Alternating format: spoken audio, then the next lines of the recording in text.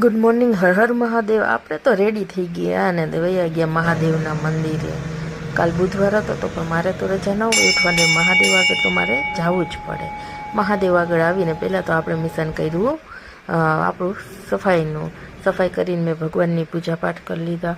મહાદેવને મેં કીધું હું તમારે ત્યાં બુધવાર હોય ને તોય પણ આવીશ, મારે ભલે રજા હોય પણ તમારી આગળ તો મારે ક્યારેય રજા હોતી જ નથી.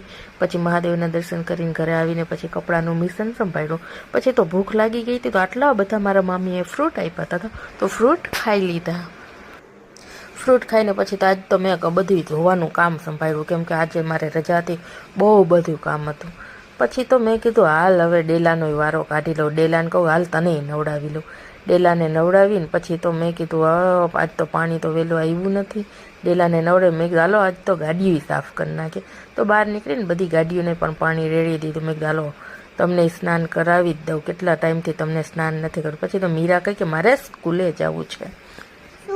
કોણ મૂકવા આવે?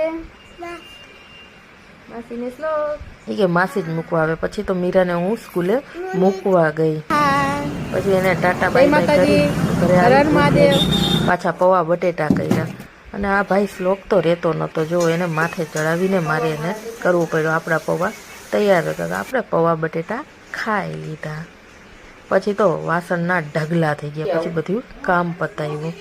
પછી બપોર પડી ગઈ હતી તો મેં દાળ ઢોકળી બનાવવા માટે દાળ અને ભાત બાફવા મૂક્યા. પછી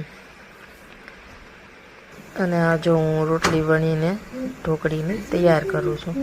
પછી અમે જમી લીધું તો આ તો શ્લોકભાઈ તો તોફાને ચડ્યો. પછી સૂઈ ગયો, આવી રીતે સૂઈ ગયો. પછી મેં એને સુવા દીધો. પછી તો સૂઈને પછી રોંઢે ઉઠી ગયા તો રોંઢો પડ્યો તો આ બધા મને નખરા કર્યા. મેં કીધું હાલો હાલો આજ તો આપણે નાનપણ યાદ કરીએ. પછી તો શ્લોકને બધાને લઈને બગીચે જો ભાઈ લપસિયા ખાય, મીરા હિંચકા ખાય છે અને આજો જોરથી રમે છે. પછી તો આવા અમારા બલબોટિયા કરાવ્યા મીરાએ શ્લોકે.